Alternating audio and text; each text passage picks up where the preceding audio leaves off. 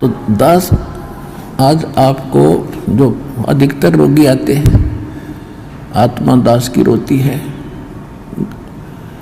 यहाँ तो रोने का समय नहीं मिलता, एकांत में जाकर मैं देखता हूँ परमात्मा आपके बच्चों का क्या हाल हो गया है।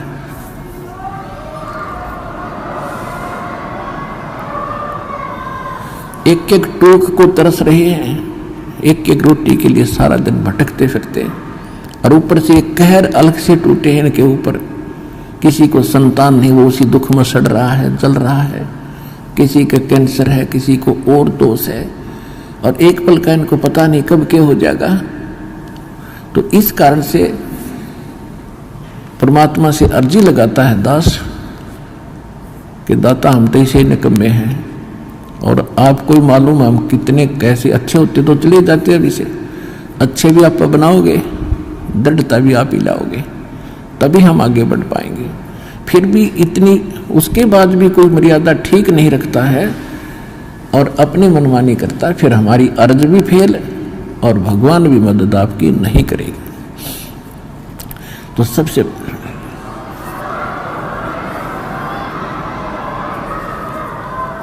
तो कहने का भाव ये है कि जैसे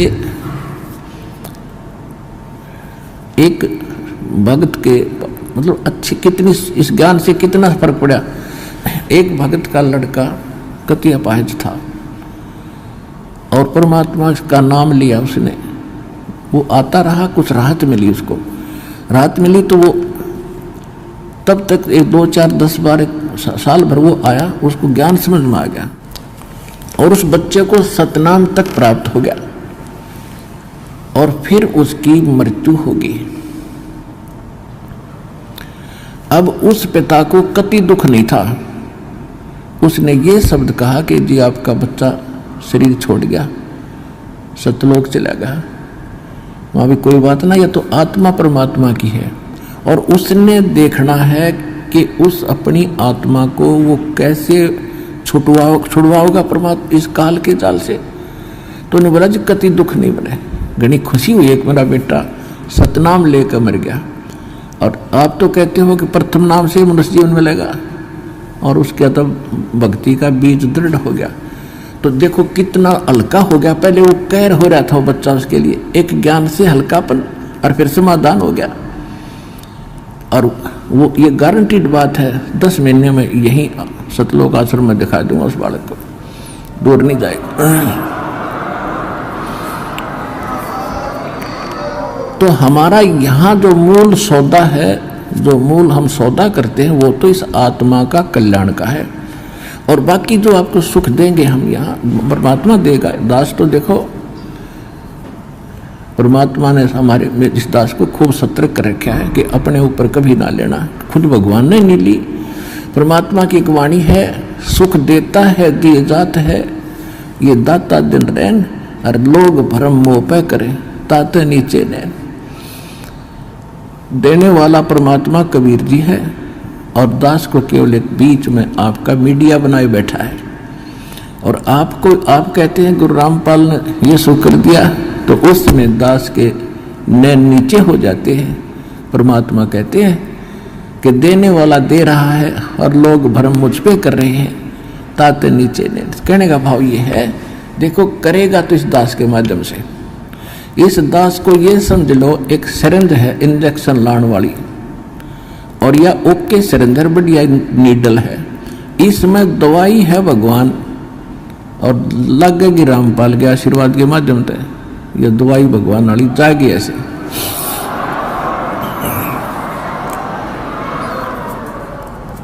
तो इस प्रकार आप जी ने पहले तो ज्ञान समझना चाहिए। ज्ञान के ऊपर दास ने जोर दिया है, भगवान का भी आदेश है कि घर घर देखो बोध विचारा, सत्य नाम सब ठोर उचारा। घर घर में ये ज्ञान की चर्चा चलेगी, शुरू होगी। जिस घर में आप जाओगे जाते भगवान के अतिरिक्त कोई चर्चा नहीं सारे दिन, ना तो इनमें कोई ताश बत खेला करता, कोई इधर उधर की गप्पे मारा करता, फलाने ने ऐसे कर दिया, धकड़े ने ऐसे कर दिया, ये गप्पे मारा करते घर बैठ के। आज हमें फर्स्ट टाइम है कोई, या तो सुबह का नित्यनेम, दोपहर की रामायणी, शाम की आरती, बीच में मंत्र, हमें इतना बड़ा सिलेबस दे दिया, हमने बकवाद करने का समय को नहीं। और समय मिलता है तो मालिक की चर्चा ही करते और कराते हैं। कितना अच्छा समय मिल गया।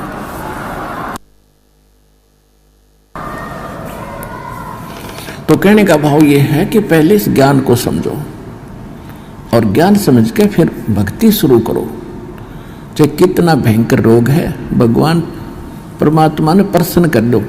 वो कैसे प्रसन्न होगा? जिस दिन वो प्रसन्न हो गया वो तो सोने कैसी काया बना दे जीव की। 1 सेकंड में एक बार 350-360 के लगभग कोड़ी थे, कोड़ी। और कबीर परमेश्वर के पास काशी में उनकी सुनकर महिमा इकट्ठे चले गए। 5-7 गए पहले तक। बोला जी हम ऐसे दुखी है और ऐसे है। परमात्मा बोले भाई तुम वो सारे को डियान बुला लो। जानो किसी ने? सारे ने जाना है कि उनको सबको बुला लो। पर एक बात है, तुमने भक्ति करनी पड़ेगी आजीवन। और भक्ति छोड़ दोगे ना फिर तुम्हें फिर हानि हो सकती है। कान पकड़े जी, कदे नहीं छोड़ेंगे और हम तो सदा आपके चरणों में पड़े रहेंगे। 360 कति कोडी चाम पड़ा था कट कट के। और परमात्मा ने आशीर्वाद मात्र से सारे 1 सेकंड में कति स्वस्थ कर दिए। कबीर भगवान ने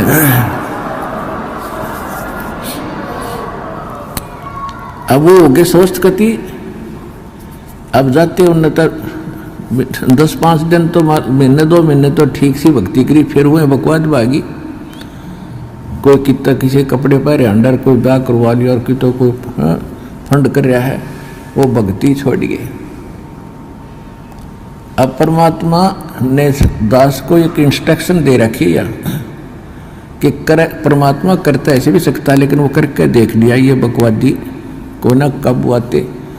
अब उनको सुख भी दे दिया, फिर काल के पाले में जा खड़े हुए। क्या फायदा हुआ? वेस्ट, मालिक की शक्ति खराब गई।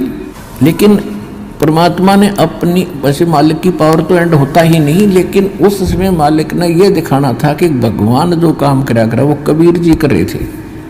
और इससे सिद्ध है कि कबीर इज गॉड। उस प्रमाण के लिए ये भी हमारे लिए सिद्ध होता है कि परमात्मा कबीर जी है। एक बार दास एक गांव में एक भगत के सत्संग करण पाठ करा कर घर घर में जाकर उनके पड़ोस में एक लड़की के, जवान लड़की ब्याह रखी हुआ और शादी हुई थी। दोनों गुर्दे फेल हो गए और उनने छोड़ दी। सारे चेक करा ली, कोई राप नहीं। और खाट में पड़ी सोई आ रही, मुंह पर हाथों पर। हमारे उस भगत ने उनसे कहा कि आप दीक्षा ले लो, अरे यह लड़की इनके आशीर्वाद नाम लेने से राहत मिलेगी तुमने। तो लड़की ने और उसकी माँ ने नाम ले लिया। फिर उनको उस भगत ने सलाह दी कि तुम एक पाठ करा लो घर पे, गुरुजी आते हैं पाठ कर देंगे। हम उनके घर पाठ करने गए तो वह लड़की एक चारपाई पर पड़ी और उठन की हिम्मत नहीं, इन्हों कहती है उठती है नहीं। 6 महीने से खाट पकड़ रखी है। उसको उठा के भगत उन परिवार वाले वहाँ जहाँ दास बैठा था वहाँ ले प्रणाम कराया। मैंने उनसे कहा कि इसको सेवा करवाओ, बर्तन साफ कराओ। भगत गए हुए थे 20-30 जैसे सत्संग जाते थे हम पाठ करा, तो खाना खुना बनाते थे वहाँ, इनका बर्तन साफ कराओ। उनके घर वाले सोचने लगे भाई कैसे बर्तन साफ करेगी। भगत बोले जो कहा है तुम ऐसे करो, इसको बैठाओ पिड्डे पे। वो बैठा दी, 2 घंटे बर्तन साफ करे और अपने आप उठ के चल पड़ी। अब वो कति स्वस्थ होगी, पूरे परिवार ने नाम ले लिया। और 1 साल के बाद सब छोड़ गए और वो अपने ससुराल चली गई। आज तक जात नहीं बुझी रामपाल की। ऐसे कृतघ्नी भी हम। तो अब परमात्मा ने हमें भी दिखाया है कि इतना जल्दी ना करें, करना तो है लेकिन ये टिक जाएंगे जब सारा ठीक कर देंगे। तो इसलिए परमात्मा ने उनको आशीर्वाद से कोड भी ठीक कर दिया। फिर काल की बकवादों में तो इसे हम पसंद नहीं करते। हम चाहते हैं कि आपके अंदर भक्ति बनी रहे और धीरे धीरे आपका यो रोग ठीक हो, तब तक आप ज्ञान समझ जाओ।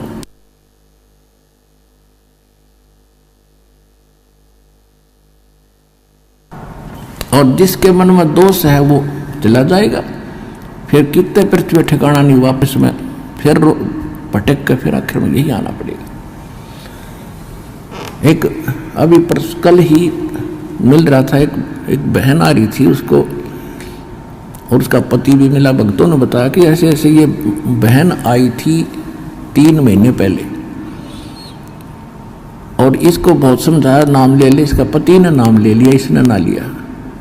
और ये भी आप विचार कर लेना, जो यहाँ आकर दीक्षा नहीं लेकर वापस जाता है तो उसकी कोई करड़ाई है, कोई भयंकर कर्म उसको दुख देने वाला है, जिस कारण से काल उसने परमात्मा की ओट में आन नहीं दे रहा।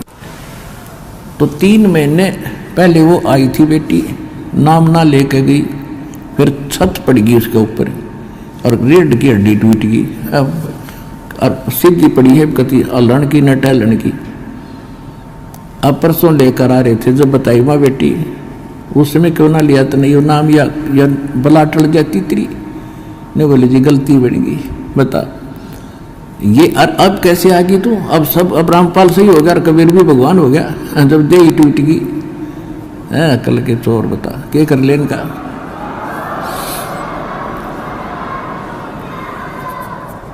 दुख में सुमरण सब करे, सुख में करे ना कोई। जय सुख में सुमरण करे तो दुख काहे को होवे। संत शरण में आने से आई टले बला, जय मस्तक में सूली हो वो कट्टे में टल जा। इस समर्थ परमात्मा की शरण में आने से यदि मौत भी हो, यानी सूली टूटना हो, तो कांटा लगकर ही बच जाता है। अब जो प्रसंग चल रहा है पुण्यात्माओं के दास, जैसे यहाँ सुनता है कई भक्त आते हैं, ये ऐसे तो घने मिलते समय ने बोला जी कति घना ठीक हो गया, थोड़ी सी कसर रह रही है। मैं कहा यह कसर तो रखनी है सारे, मगर यह ना रही ना तो फिर भाग जाओगे, वो काल के उसमें पाले में खड़े हो जाओगे जा करके। ऐसा नहीं, परमात्मा इतना दुख नहीं देने देगा आपको कि आपकी जान चली जा। तो इसलिए परमात्मा भी कहते हैं, हमें संकेत करते हैं, सुख के माथे सिला पड़ो जो नाम हृदय से जावे, और बलिहारी उस दुख के जो पल पल नाम रटावे। परमात्मा हमें संकेत करते हैं कि हे भगवान, ऐसा सुख ना देना जिससे आपकी भूल पड़ जावे, और इतना दुख दिए रखना दाता तेरी याद बनी रहे। तो पुण्यात्माओं, हम सुखी होते ही भगवान बोलते हैं, और दुख जब हमारे ऊपर आते तो कर्मों के हैं, और फिर हमें भगवान याद आता है। तो हमारे, अब देखो आपके पापों में आग लगा रखी, भगवान ने आग लगा रखी, जो संचित कर्म है उनके भी और जो प्रारब्ध वाले इनमें भी। जब कर्म जले हैं, जब भी घास जलता है तब भी धुआं धावा आग उग थोड़ी बहुत दिखा जानो दुख दे रही है, लेकिन कति रोग कटन लाग रहा है आपका, तो थोड़ा बहुत कष्ट भी हो उसने सहन कर लेना। अब जैसे तो आपको जो भयंकर रोग थे, जो भयंकर दुखदायी कर्म है, पहले आपके उन पर कुवाड़िया चल रहा है परमात्मा का, और छोटे मोटे तो धीरे धीरे हो जाएंगे, सारे ठीक हो जाएंगे। जैसे डॉक्टर के पास कोई भयंकर मरीज जाता है, वो सबसे पहले डॉक्टर उस स्थान का इलाज करेगा जहां से रक्त निकल रहा है, यानी जिससे उसकी जान जानी हो। एक्सीडेंट हो गया, हड्डी टूट गई और कहीं रक्त सर्वा हो रहा है, तो सबसे पहले डॉक्टर ये देखेगा कि इसका इस स्थान पर ऑपरेशन करें जिससे इसका खून रक्त बंद हो। और वो रो रहा है, डॉक्टर साहब टांग में दर्द घना है, हाय मर गया, तो डॉक्टर उसने ना देखता कि इसने तो चिल्ला लड़ते थोड़ी देरी, तो फिर कर दूंगा ठीक, पहले ये रोग काटना, ये करना जरूरी है जिससे इसकी मौत ना हो जाए। तो परमात्मा आप ताई हो एक दुख न ठीक कराने खातिर, और परमात्मा आपके वो पहले ठीक करेगा जिससे आपकी मृत्यु, जैसे आपकी मृत्यु निकट आएगी, समय आपका रहा नहीं, एक्सटेंड आपकी है नहीं आगे आयु, तो सबसे पहले उस कर्म को बढ़ाएगा आपको जिससे आपकी एक्सटेंशन हो। उसके बाद फिर सुख तक दे जाएगा जब तक आप रहोगे शरण में। तो इसलिए आप विश्वास के साथ इस मार्ग पर लगे रहो, और जैसे दास कहे वैसे चलो, किसी की और बातों में आके भगवान से दूर ना होना। आप सदा सुखी हो जाओगे, आपको सर्व सुख मिलेगा और मोक्ष मिलेगा। ये सुख तो रुंगे में मिलेंगे, फ्री ऑफ कॉस्ट मिलेंगे, और मूल सौदा आपका मोक्ष होगा, वो गारंटीड होगा।